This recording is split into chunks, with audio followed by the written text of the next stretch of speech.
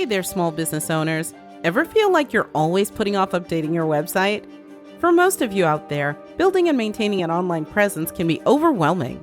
Your day-to-day schedule can greatly impact necessary tasks like keeping your website up to date and planning marketing campaigns to stay competitive. Brand You Love offers monthly packages for website maintenance, marketing campaigns that help keep current customers engaged while attracting new ones, and social media strategies that keep you in touch with your customers. At Brand You Love, we do the legwork for you, so you don't have to. Contact us today at brandulove.com.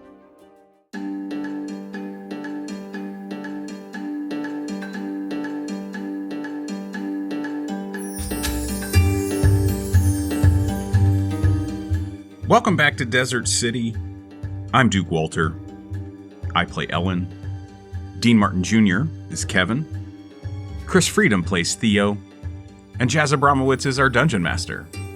This is the final part of the session that we played as we make our way down into the catacombs. I don't know why I said it that way. As a good content creator, I would be remiss if I didn't remind anyone and everyone listening who we are all so grateful for. Thanks for coming back again. Check out the Patreon, TTRP Theater, 2 words, or the YouTube channel. Hit the likes. Give us the 5 stars if you really enjoy what you're hearing. All of it helps. The Patreon costs money, but none of the rest of the stuff does. And really, we're just looking for more fun people to interact with and hopefully get them into the rest of our shows. The best place to find us is on YouTube. So if you haven't already, go check it out. Quick public service announcement. Listen to your bodies. I mean, most of the time my body is saying eat more cheese, but just make sure that you are taking care of yourself. Okay? All right. That's enough from Uncle Duke. Let's get to it. Welcome back to Desert City!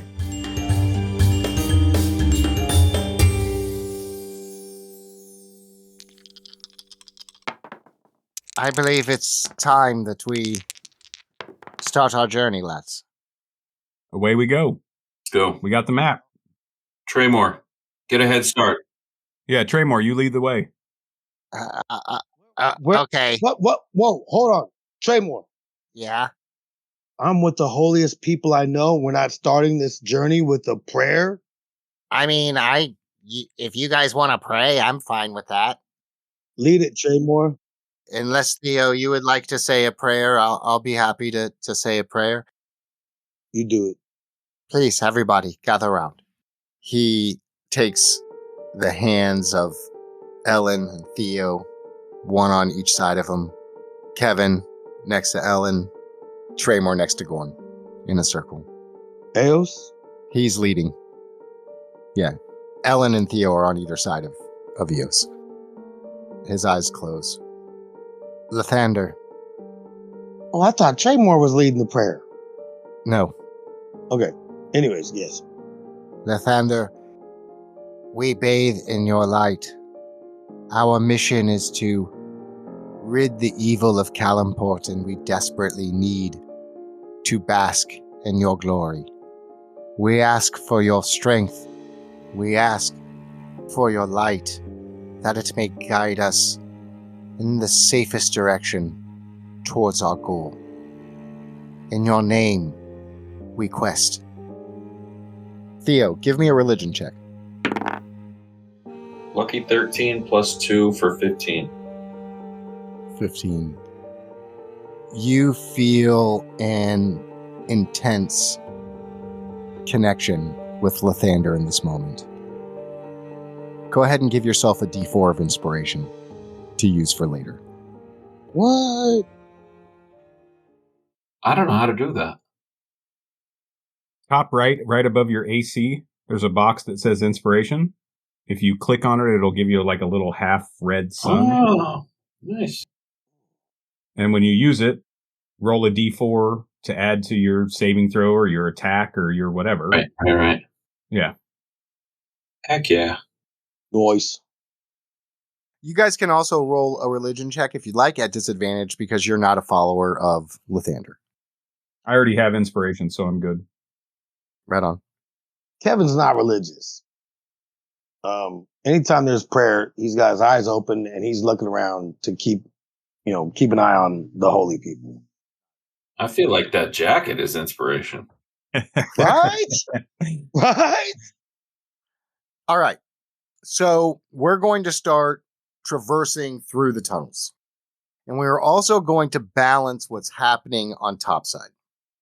Oh, fun. So here's how this is going to work mechanically. Every now and again, I'm going to ask you for a D20 roll.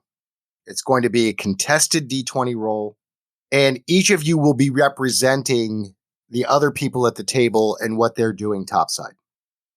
Oh, gotcha. So when it's Brecken's turn to tag the name around the city and try and bring his brothers out of the fog, Chris, you will roll that. When it's Goresh creating chaos on topside, Dean, you'll roll that. Oh, sweet. And when it's Stelamy trying to disrupt the supply chain, Duke, you will roll that. Each of these characters have 300 total points.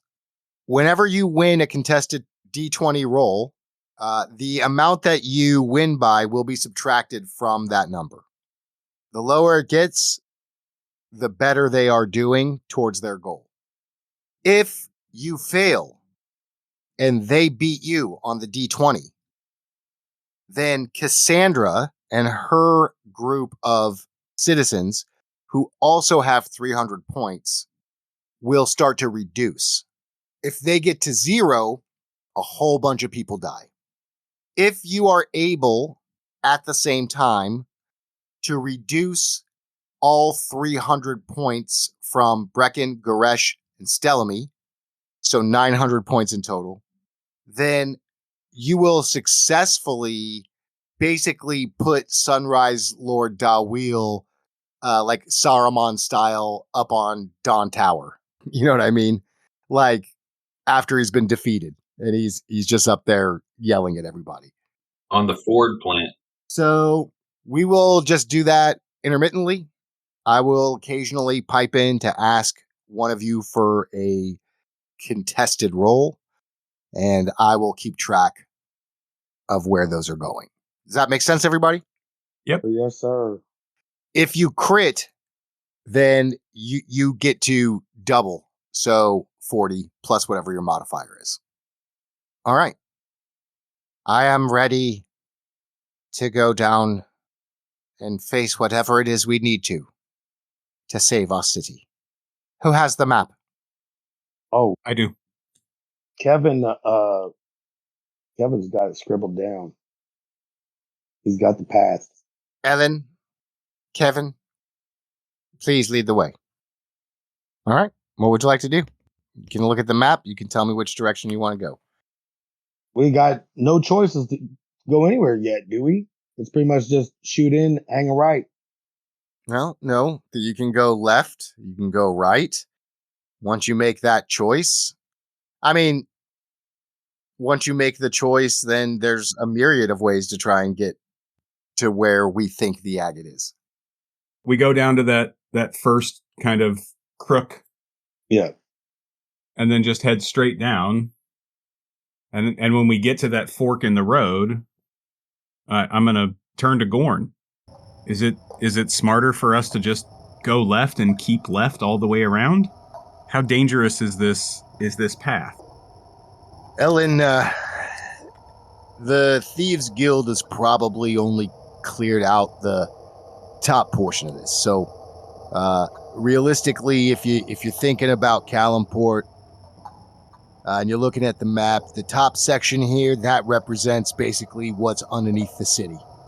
So once we get deeper beyond that, we have not really had an opportunity to clear that out. I can't tell you what'll happen there. If you believe the things that Sheeny and Jeb say, supposedly there's a bunch of bullywards down there. I don't know if that's true. But in terms of your question, if we head out to the left, I know it seems a little counterintuitive, but that's pretty clear. There's a few hallways we need to avoid. If we go over to the right, that's a little hairier, but we can still make it, I think. I mean, the straightest path looks to be the one to the left, right? Those caverns that look like they aren't quite as cut so evenly. Yeah, we've done a tremendous amount of clearing out over there. Yeah, I say that's the way we go. I'm not in for exploring every inch of this. We need to get there and get back. I know this isn't a benefit to those listening too much, but when you're looking at the map, and you come in that entrance, and then you see there's the one little jut out to the left, and then one larger kind of jut out to the right, and then it goes down a little further, and then you have your fork in the road. So you guys are essentially standing in the little right facing jut out. Yeah. So when I'm saying left, I'm saying it as if we are walking through, not in that I am looking at this from the top down. Yep. Okay. So when I say left, we are coming up to that as if we are facing that fork in the road, and the right that goes straight out to the right, and then the other one that curves down into that cave-looking portion that doesn't seem so uniform, right? On the right-hand side of the map, but would be on our left side if we were walking through there. Does that make sense? It makes sense to me. Yeah. That's the direction that I think we go. We pretty much don't take any hard turns. No hard turns. Just stay in the ease of it. Yes. Yeah. Kevin jotted down a picture. All right. What would be the east side? That's the way that we go. I think we go around that way. That looks like the straightest path. Okay. Theo, you good with that plan? Truthfully, I'm just ready to get it on. So whoever wants to be the navigator, I would say Gorn make the first couple of decisions, and then we follow our instincts beyond that. But I trust both of you to make those decisions. Yeah. It's pretty well just stay the path, don't you think? No hard left, no hard right. Yeah. I mean, to me, that feels a little bit trappy. But I'm down. Whatevs. Let's first just start with a roll from each of you for the top side. In this instance, I'm going to ask each of you to do it, as all the topsiders are starting to execute their plan. We'll start with Kevin. You'll be rolling strength, a d20 plus your strength modifier for Goresh. Kevin's strength? And the Havoc. Yep. No, you're just doing a d20, but then you're going to add whatever Kevin's strength modifier is, even if it's 0, but that's what you're going to add. Well, it's 0. Yeah, he ain't a fighter. All right, here we go. Come on, baby. Hot dice. And nothing. 4. Okay, so that is -6 from Cassandra. The orcs are starting to ransack the city, and there's some friendly fire, unfortunately. Ellen, go ahead and roll intelligence. Hold on, Goresh -6? No, so remember, I'll explain it again. Goresh and the orcs have 300. Stelemy and the supply chain have 300. Brecken and the church have 300. All of that equals 900, which represents sort of Dawil's strength over the city right now. Right. So he's negative. Cassandra also has 300. So Goresh is -6. So it's not that they're negative. If you win, his point total goes down, which you want. If you lose, Cassandra's point total goes down, which you don't want. So she's -6. She's -6. So she's at 294. But it's 3-on-1 against her. Yes, the stakes are high. Wow. Okay. I did not help. And the quicker that you can get through the catacombs, you will weaken Dawil. You may not get him all the way weakened before you get to the agate, but yes, the stakes are high and people's lives are on the line. Yeah, they're all going to die. They might. Fine. Except that Ellen rolled a natural 20 on his first roll for 22. Hello. So you get 42 of intelligence. 42. 20. Because you're gonna double your 20 and then add your strength modifier. Intelligence. Versus a 9. Or intelligence, thank you. So that is 33 points down for Stellamy. Great job. 10%.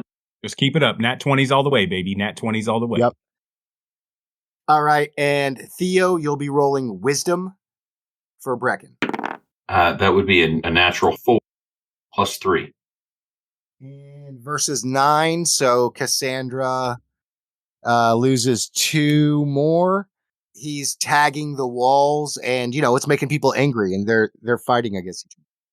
All right, so the top side plan is in action. You want to do it again? Not yet. Not another round? Okay. No, we'll do it intermittently. It's not, yeah. It's not really a round. I'll just kind of throw it in there every now and again. We got business in the catacombs, so all right. You guys start your journey through the catacombs.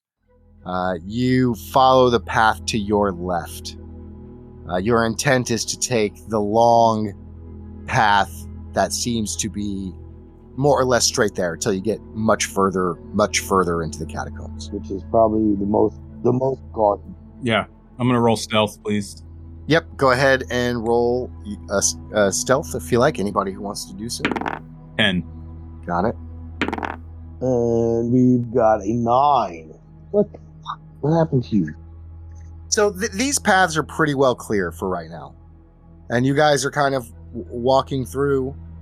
9.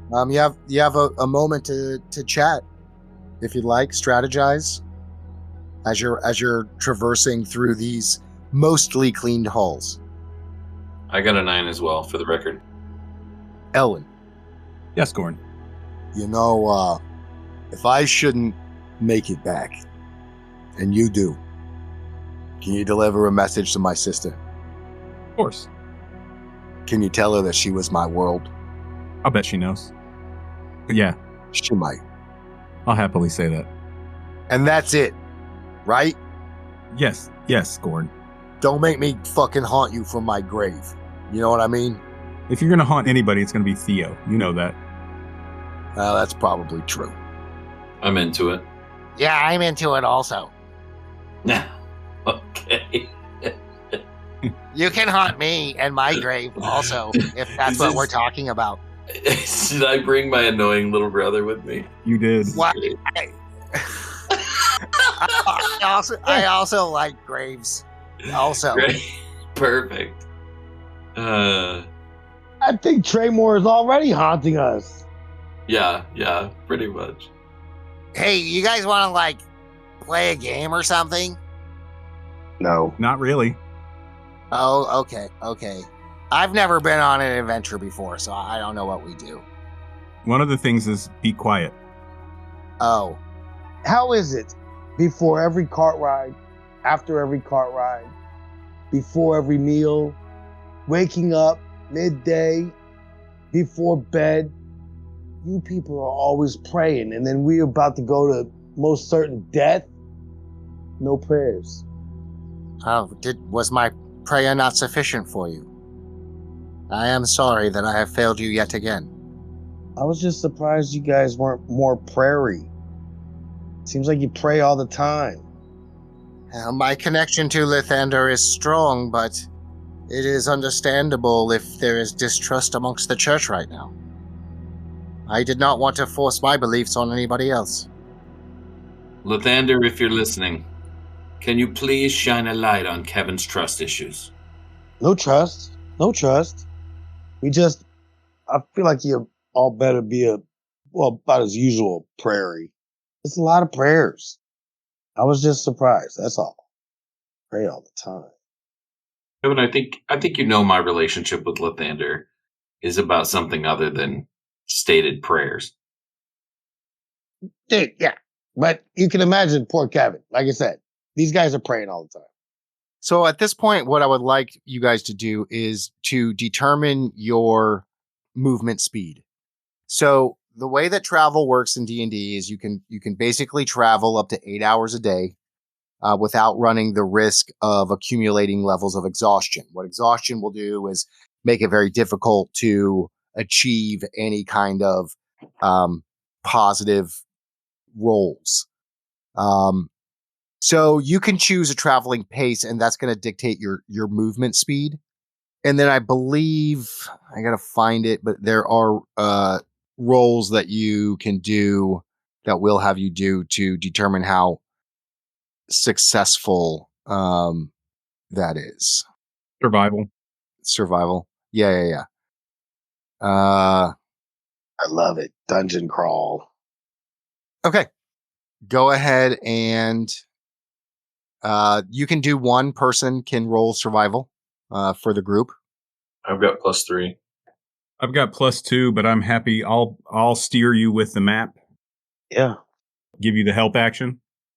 Slow roll those dice, Theo. I got a 12. Did you roll with advantage? No. I can roll twice. Yeah, I'm going to give you the help action. Nice. God. Slow roll. Tell us when you push the button and then tell us when it lands. Yeah, I'll tell you next time. Okay, 13. All right. What pace are you moving? Fast, normal, or slow? I think we move as fast as we can. So if you're moving fast, you can get about 30 miles in a day, but you have a -5 penalty to passive perception. So you have a penalty to passive perception because you're moving so fast. So at 30 miles a day, it's going to be 90 miles to get to this place if it's going to take us 3 days. Well, I mean, 3 days at a normal pace, normal to slow. Okay. Well, that's just walking there. Do we have to use the same pace all day? Well, we're not going to clock 30 miles a day just because this isn't. What I'm saying is, like, it's already known area that we're starting in. Like, let's go fast until we encounter the unknown. Yeah, no, that's fine. I Yeah. mean, you can go fast for, the first 8 hours of your journey. Well, I just don't know how far it is. I say let's go fast until Gorn says, "Hey, we've never been here." Or slow down, it's getting creepy. Yeah, we got to Right. slow down, get sneaky around all the entrances and exits. For sure. All right. You start to just cook it down the hall, moving fast. Gorn seems very confident moving this direction. And when you get to the second cross section, so if you're looking at the map, you get to the cross section where north of it is that kind of square area. South is a long hallway, and then straight forward has got the little circle. Yeah. The first 4-way? Before we get to the hands in the shape of a heart. The first Yeah. 4-way. Yep. So you get to the first 4-way. Somebody roll me a d20, please. Oh, we're already all the way to that. Any bonus? No. To the 4-way. Okay. 15. 15. Oh, that's sad. I hit my button, but I didn't say anything, and I got a natural 20. But it doesn't count because he called out his number first. I'd rather take the nat 20. You clicked your Can button we? first. I did click my button before you did. I mean, it's just a random table, guys. So I mean, listen. Otherwise, we're throwing it in the trash can. Okay. I mean, unless you can keep it, just keep that for my next topside roll. No, certainly will not do that. Wasted All right, dice. sorry. You're not Give me a a fair second. DM. I apologize. That's not fair. That I won't let him pocket the 20 for later. You're not a fair DM. That's not fair. Sorry. Yeah. Theo finds a box with a 20-sided dice that says 20 on every side. Okay. Ellen, what was your roll? 15. All right. And somebody roll me 1d3. Has anybody got a 3 Shall sided? I? Give me 1d4. You roll a d6, and then 1, Yeah. 2 is a 1, 3, 4 is Oh, I a see. 2, 5, 6 is a 3. All right. I got it. Okay. 2. Gotcha. As you are cruising through You don't notice, but there are 2 peritons in the ceiling. That's not helpful. Well, we don't notice. Are we rolling initiative? You are going to roll initiative, yes. And I will roll for Eos, Gorn, and Traemor. How do you spell Perryton? What is that? Peryton. They're cool. Ellen got an 18 on initiative. Oh, shit. All right, you all ready for this? And they're on the ceiling, huh? Dig Show it. it to us, baby. I'm pressing the button now.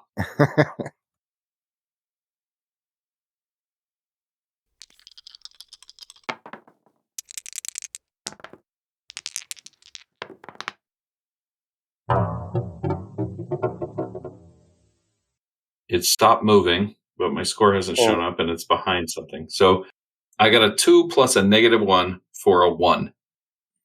Oof. That wasn't good. Okay. And we waited like 30 seconds for that. Yeah. And then, Kevin, what did you get? 2. 2. Perryton. It's like a deer with wings. Yeah, are you guys popping that up on a computer or something? Well, why they want to attack people? Because they're probably hungry. Yeah, that's a fucking mutant, man. All right. Gorn clocks them. He'll go first. Then one of them will go. Then Ellen. Then Eos. Kevin didn't even roll. Then another one of them. I thought you said you had 2. That was on the roll of the D6. Oh. Oh, well, what'd you roll for initiative? Yeah. Yeah. I just rolled initiative and got a 13. Okay. 13. Sorry. Okay. Confusion. All good. All right. Kevin, 13. And then Theo, you had 1, right? Yes. All right. So Gorn, one of the Peritons, Ellen, Kevin, Eos, another one of the Peritons, Traemor, Theo. That is the order. So Gorn clocks them. They look hungry, like they are about to attack. And he is going to grab his great axe. Gorn, by the way, big, tall, strong guy. And he's wearing just a gleaming spiked armor. He looks pretty fucking badass. Fucking a natural 20. Gorn crits right off the jump and does 9 points of damage to one of the Periton. 9 points with a great axe? With double damage? Goddamn. I forgot that I crit. All right, does 16 points of damage. All right, Gorn takes his great axe and somehow is strong enough to kind of tilt it up towards one of these creatures, does 16 points of damage. It goes next. It's going to go after Gorn. Oh, fuck, man. I gotta kiss this die. It crits on Gorn. Jesus Christ. What the hell? Oh!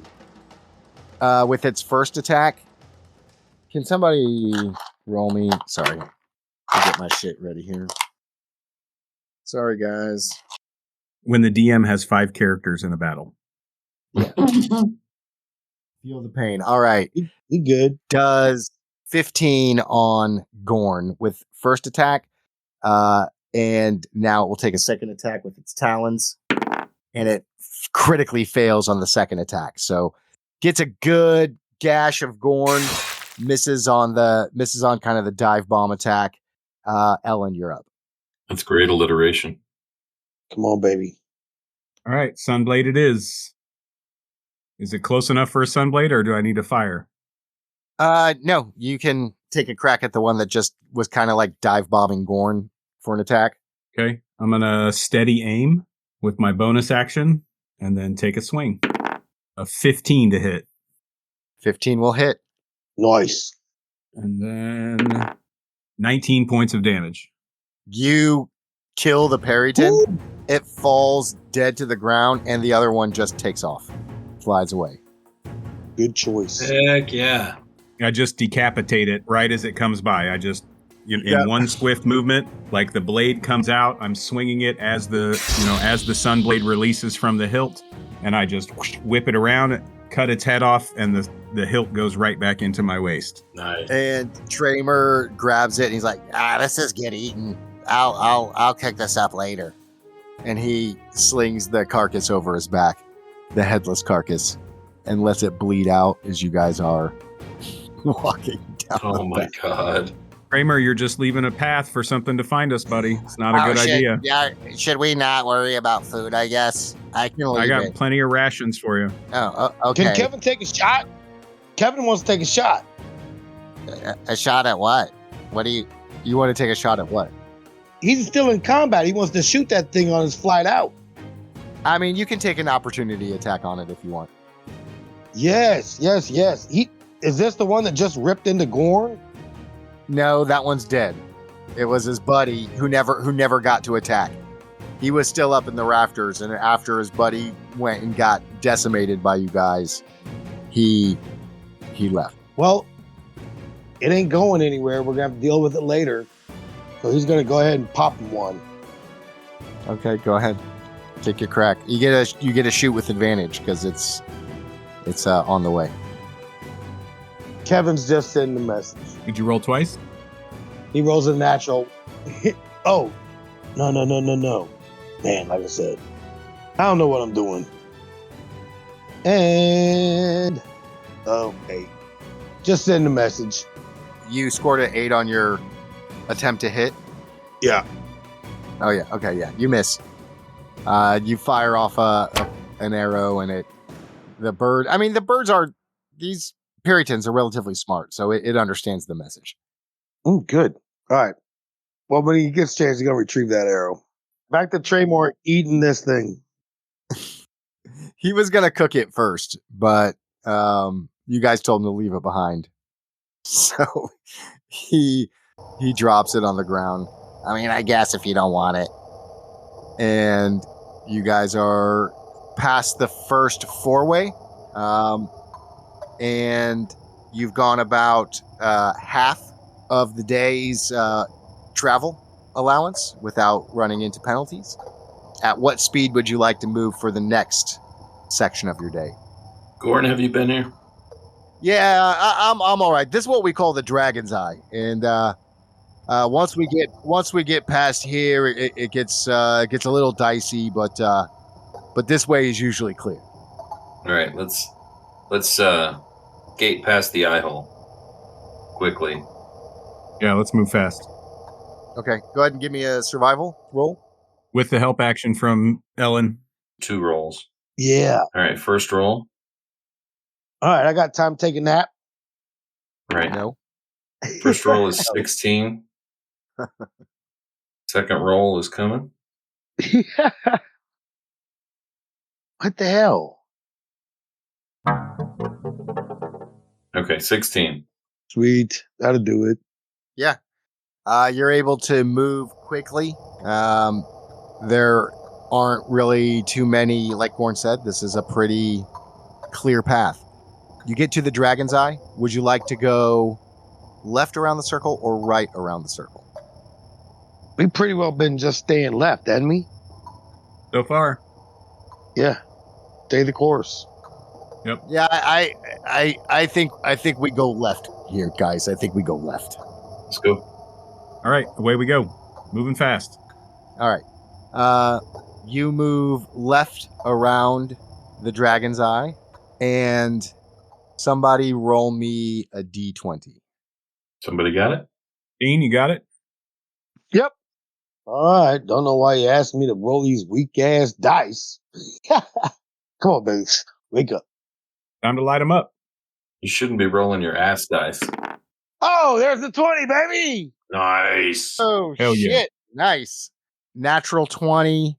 Everything is clear. You can continue to move forward. You will start to suffer exhaustion if you do, or you can take a travel break here for the night.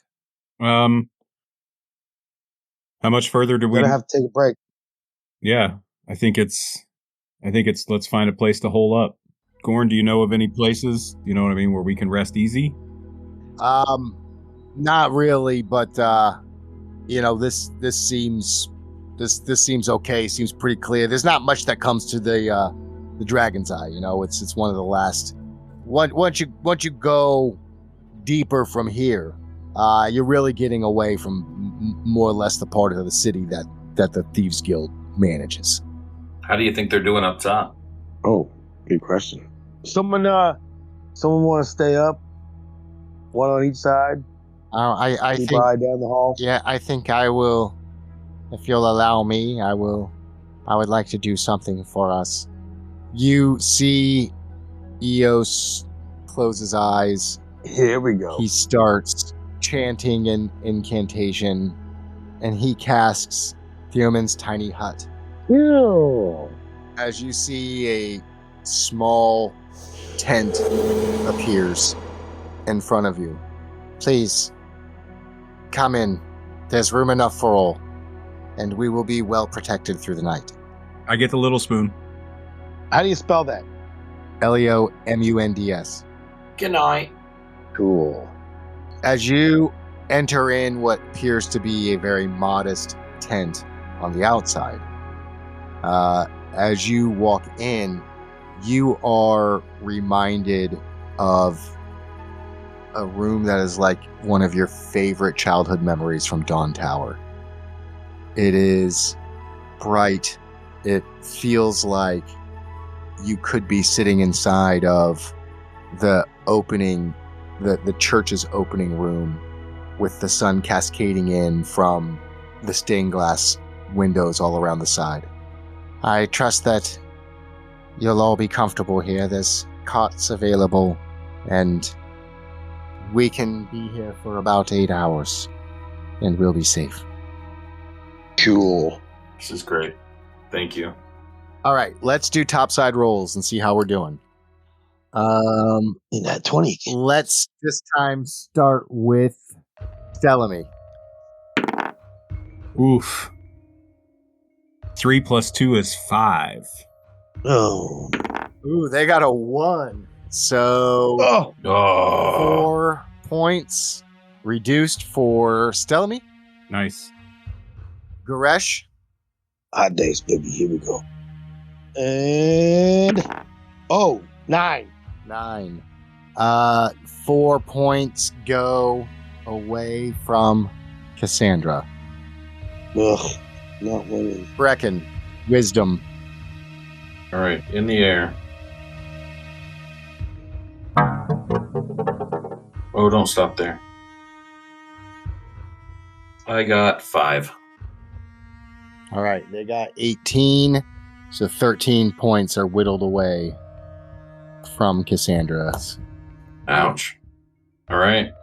So, as you fall asleep in the tiny hut, the topsiders, Stelamy is doing a good job of disrupting the supply chain, keeping the church hungry, no more weapons or ammo or anything coming to the church. So he is disrupting things well there. Between Brecken and Goresh's teams, wreaking havoc and making even more chaos by putting Orm Gravesick and Sheem Key and other names tagged all over the city, it is taking a toll on the innocents that are still in the city, not directly a part of this battle. Thander, as we rest tonight in the safety of this hut, please keep us in your light and prepare us for a mighty day of victory tomorrow. Protect my brothers, strengthen my brothers, inspire my brothers in arms, and please protect and strengthen the power of love up on land and ensure that we save the right people. Amen. Theo, as you give this prayer to Lathander, Ellen, Kevyn, and Theo, you all feel filled with some sort of spiritual energy. When you wake up, you will all be level 5. And that is where we will end our mission. Whoa! Nice. Well, okay then. Your wish is my command, or my wish is your command. Whatever it is. Sweet. All right. Well, I know it was took a bit to get there, but we'll be cracking next time. That's fun. Bro, did you look at my 5th level stuff? Whoa. That's cool. Destroy undead.